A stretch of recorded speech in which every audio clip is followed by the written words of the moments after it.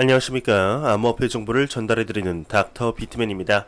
네, 평일의 절반인 수요일이 벌써 찾아왔습니다. 네, 명절이 엊그제 같은데 생각해보니까 엊그제가 맞네요. 네, 평일의 절반이 왔다는 것만 해도 이제 괜시리 즐거워지는 수요일의 아침인데, 네, 수요일의 아침은 어떠한 소식들이 반겨주게 될지 보도록 하겠습니다.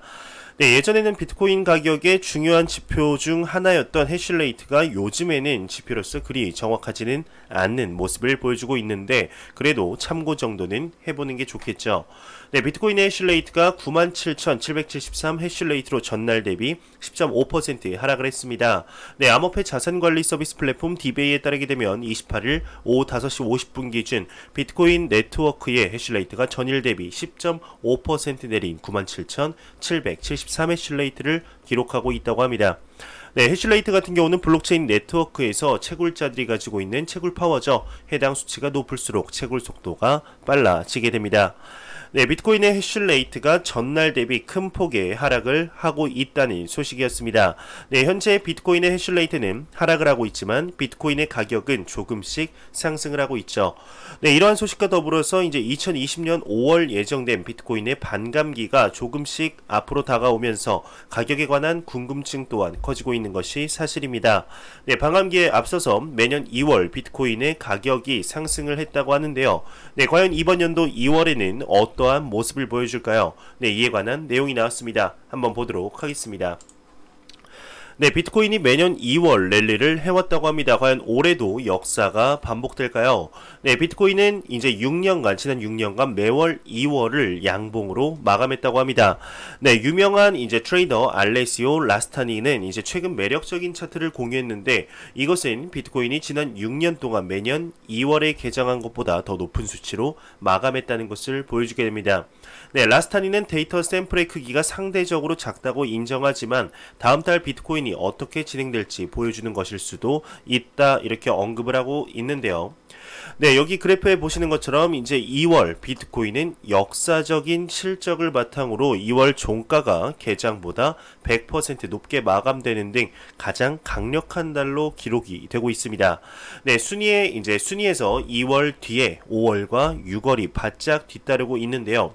네, 이 순위는 모두 83%를 기록했다고 합니다.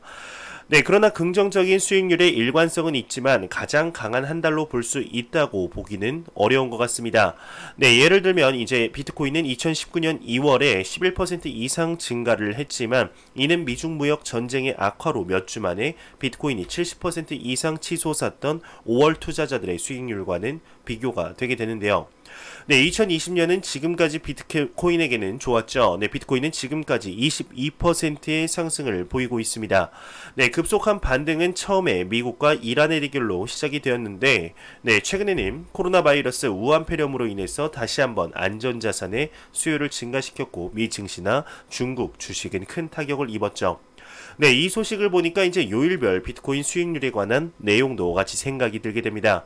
네, 가장 높은 수익률을 보인 요일로는 이제 월요일의 수익률이 가장 높았으며 가장 낮은 수익률은 목요일을 기록했다는 내용이 떠오르네요.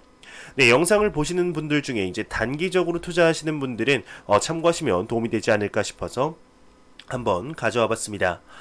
네, 2020년 들어서 비트코인의 가격뿐만 아니라 이제 암호화폐 시장 전체가 그리 나쁘지 않게 흘러가는 것을 볼 수가 있죠. 네, 이에 비트코인이 강세장에 돌입했다는 의견도 나오고 있지만 일각에서는 아직까지 안심할 수 없다는 의견이 있습니다.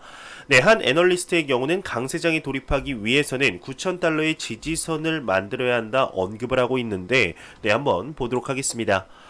네, 암호화폐 전문 미디어 비인크립토에 따르게 되면 암호화폐 유명 애널리스트죠. 톰 베이즈가 지난주 비트코인이 일정 수준 상승세를 보였지만 아직까지는 낙관할 수 없다 언급을 하고 있는데, 네, 이와 관련해서 그는 펀딩비라는 것은 펀딩 레이트인데 이제 매수와 매도 포지션의 균형을 위해 거래량이 큰 포지션 투자자들이 작은 투자자들에게 지불하는 비용을 펀딩비라고 합니다.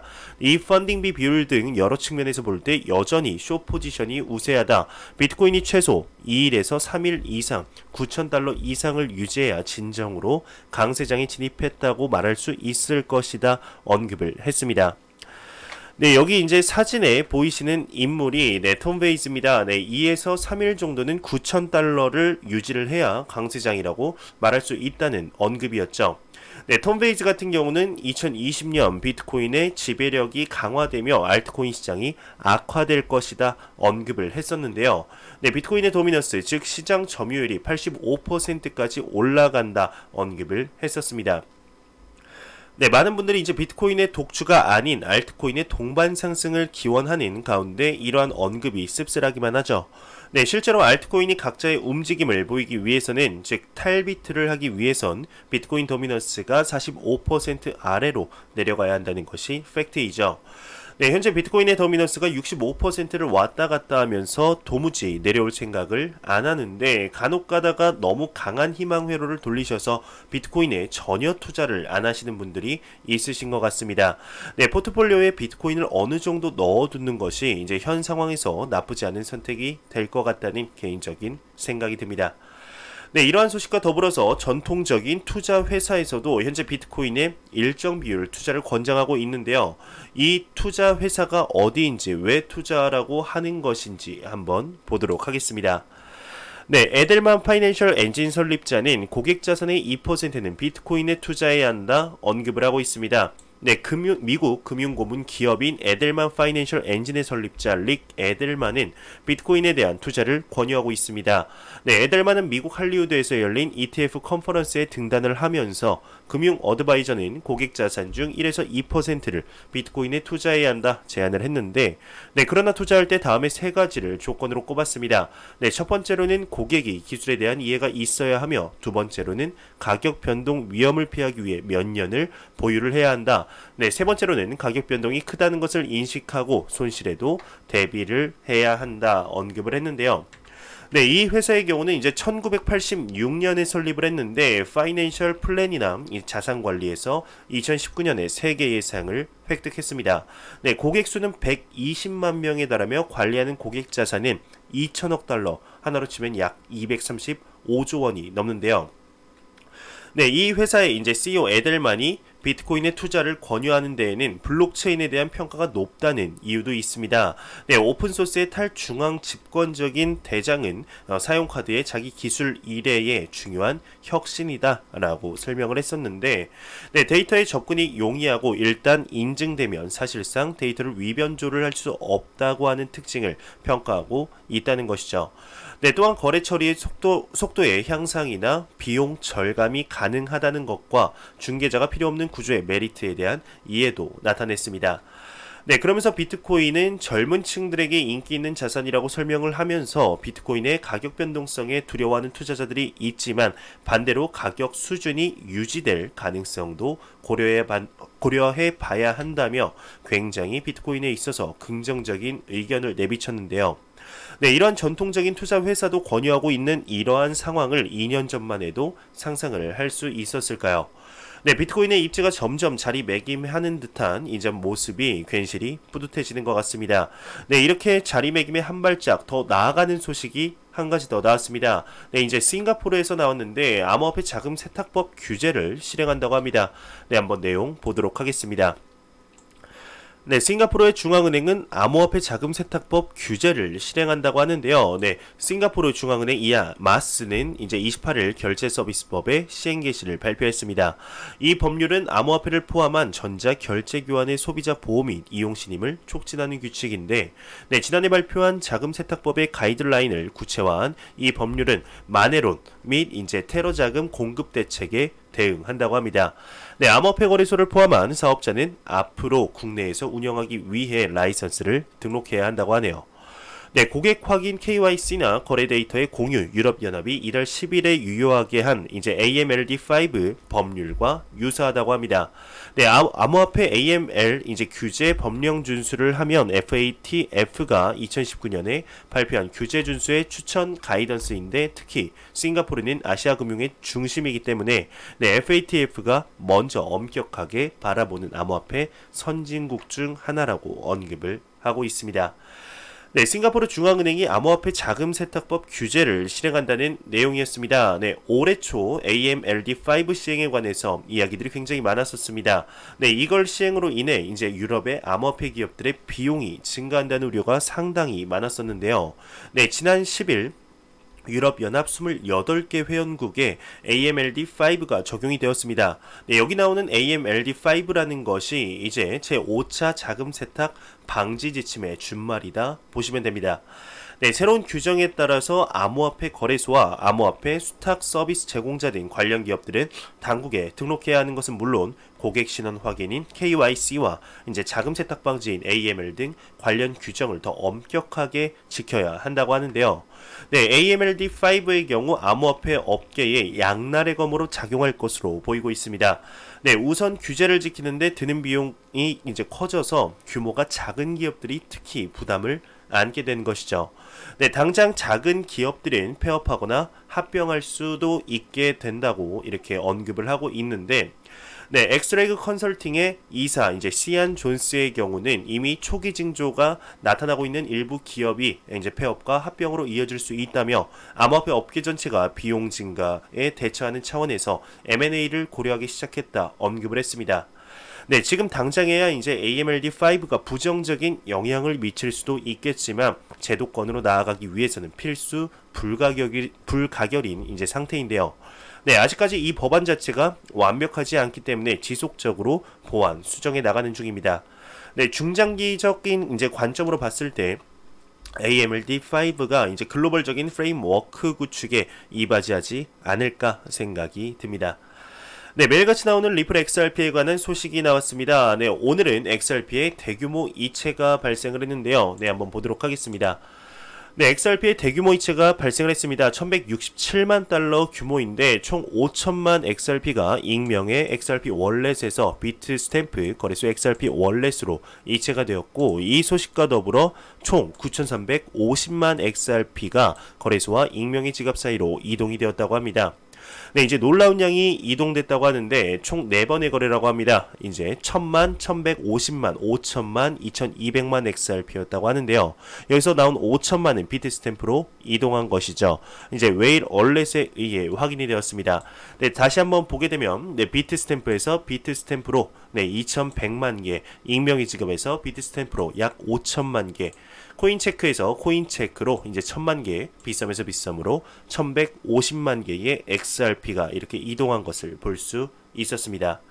네, 총 9,450만 XRP가 이체되었다는 소식이었죠. 네, 익명의 거래소에서 암호화폐 거래소로의 이체가 발생을 한 것인데, 보통 암호화폐 거래소로의 이체는 매도를 위한 움직임으로서 그리 좋지는 못한 소식인 것 같습니다. 네, 리플 XRP의 경우 긍정적인 소식이 나와도 부정적인 소식이 나와도 네, 안타까운 심정으로 바라보는 코인이죠.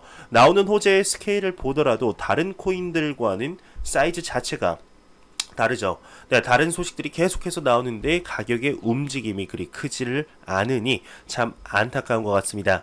네, 저도 개인적으로 XRP 투자자 중 한 명으로서 여태까지 쌓아왔던 호재들이 한방에 터지면서 XRP 장기 투자자분들의 그동안 리또 속이라고 들어오면서도 버텼던 애환을 한방에 풀어주는 날이 찾아왔으면 좋겠다 생각이 간절해집니다.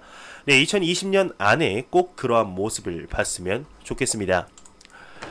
네, 한 리서치에서 비트코인 소셜미디어 활성도가 올해 최고치라고 합니다. 네, 비인 크립토가 크립토 데이터 플랫폼 루나크러쉬를 인용하면서 비트코인과 반감기를 둘러싼 소셜미디어 참여도가 이게 얼마인가요? 일시백, 천만, 십만, 백만, 천만, 억. 네, 3억, 약 3억 2천만을 기록하며 올해 최고치를 경신했다고 합니다.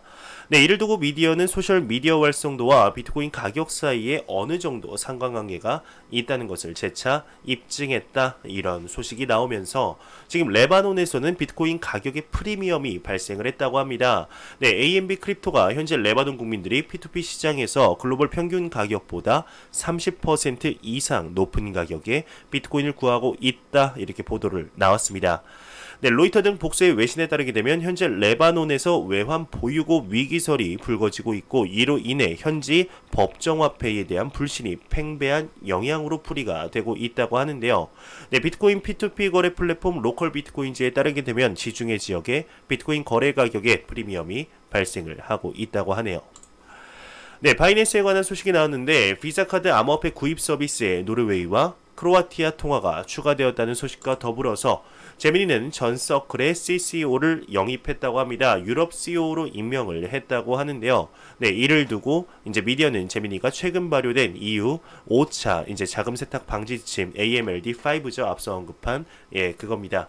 이거에 대응하기 위한 인재 영입으로 해석된다. 이렇게 발표를 했습니다.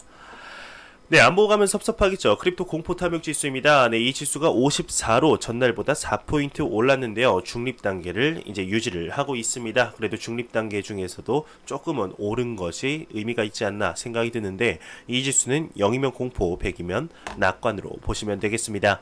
네, 1월이 정말 얼마 남지 않았죠. 이제 이틀밖에 남지 않았습니다. 네, 2월이 오기 전에 소소하게 60은 찍고 2월달로 넘어갔으면 좋겠습니다. 네, 그러면 제가 준비해온 소식은 여기까지입니다. 영상이 도움이 되셨다면 구독과 좋아요 한 번씩 눌러주시고 마지막으로 한번 가격 보고 마무리하도록 하겠습니다. 코인마켓캡에서 가격 한번 보도록 하겠습니다. 네, 지금 메이저 탑10 코인들 전반적으로 한번 보겠습니다. 네, 비트코인 같은 경우는 다시금 소폭 상승하는 모습을 보이며 3.34% 상승했네요. 네, 9,500달러. 그리고 이더리움이 1.52% 정도 상승하면서 17만 3,000달러 3,000달러. 네, 이렇게 17만 3,000달러가 아니죠. 죄송합니다. 173달러. 그리고 리플 XRP가 1.31% 상승하면서 0.23달러를 보여주고 있습니다. 네, 카르다노 에이다 같은 경우는 12.3%로 매우 높은 상승률을 보여주면서 비트코인 도미넌스는 66%로 아직까지 암호화폐 시장에 매우 강력한 비트코인의 시가총액 점유율을 볼 수가 있겠습니다. 네, 제가 준비해온 소식은 여기까지입니다. 영상이 도움이 되셨다면 구독과 좋아요 그리고 광고 한 편만 처음부터 끝까지 시청해 주시기 바랍니다. 이 채널은 오직 광고 수익으로 운영이 되게 됩니다. 항상 영상 시청해 주시는 시청자분들, 구독자분들 너무나 감사합니다. 저는 다음 영상으로 찾아뵙도록 하겠습니다. 지금까지 닥터 비트맨이었습니다. 감사합니다.